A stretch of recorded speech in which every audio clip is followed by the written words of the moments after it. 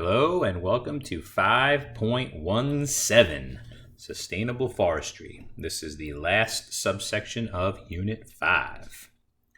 So sustainable forestry is, again, a question that will come up, and a lot of people make a very common error on their answer. So we will be talking about that very common error very soon.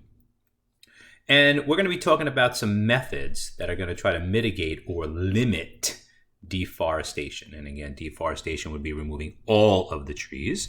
And some of those methods will be to reforest and or buying wood that is harvested by ecologically sustainable techniques and reusing wood products. And a lot of people, there is a huge market in today's world for reclaimed wood. And we're going to talk about ways to protect the forest from pathogens, bugs, and getting rid of possibly affected trees from either disease or from bugs. And then something known as a prescribed burn, which sounds pretty silly, but it's actually a way to reduce damage from forest fires. So, ecologically sustainable forestry, and that is forestry, and again, using trees for lumber, that minimize damage to the ecosystem. And what you're going to do is you're going to selectively cut the trees. And you're saying to yourself, what does that mean? Well, you're only going to be taking the trees from an area that are the biggest and the oldest. Now, in the world of trees, big and old is not like in animals, where a larger, older animal is more likely to mate or have babies or whatever. In the world of trees, big and old is bad, because big and old are more likely to have been diseased by something. They're likely to have been rotted. And if they get too big, they are possibly likely to blow over from wind damage in a storm. So I know that sounds silly, but the biggest and the oldest first are what you're going to take. And what you don't want to do is you don't want to just straight up clear cut, because clear cutting is bad. Selectively cutting, if you look at this diagram here, you kind of cut trees in between other trees. And then in what is known as strip cutting, you can see, again, this requires a lot of excavation, but you can see here how they just took a little chunk, which will allow for regrowth in the future.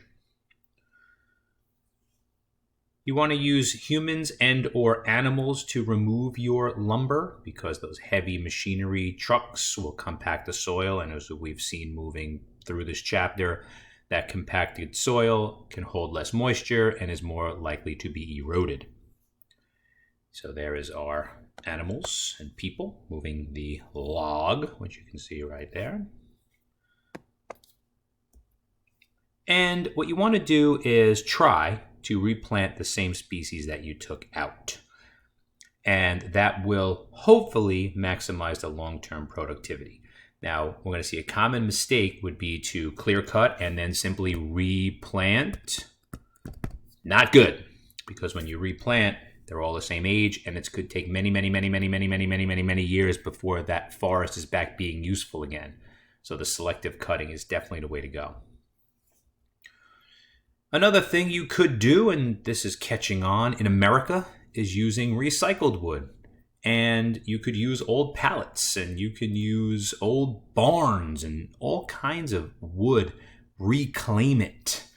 And you could also use some of these older busted pieces of wood that are no good. You can chip them up, use them for mulch. Mulch will help reduce erosion, prevent weeds as well. Reforestation, which we talked about, replanting the plants. And this is, I thought, a great image. So in 2001, this is some location somewhere, and it looks like it was pretty nasty clear cutting, and again, not recommended. But in this particular area, not that they were going to relog it again, this looks like somebody's property, but you can see in just 18 years, all trees again. So it is possible. Again, this is, and you can also see there's some new neighbors here too in that 18-year span.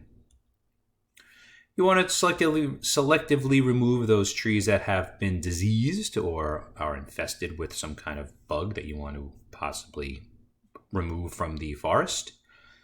And if you can get rid of that diseased tree, it's less likely to spread that disease, just like in animals.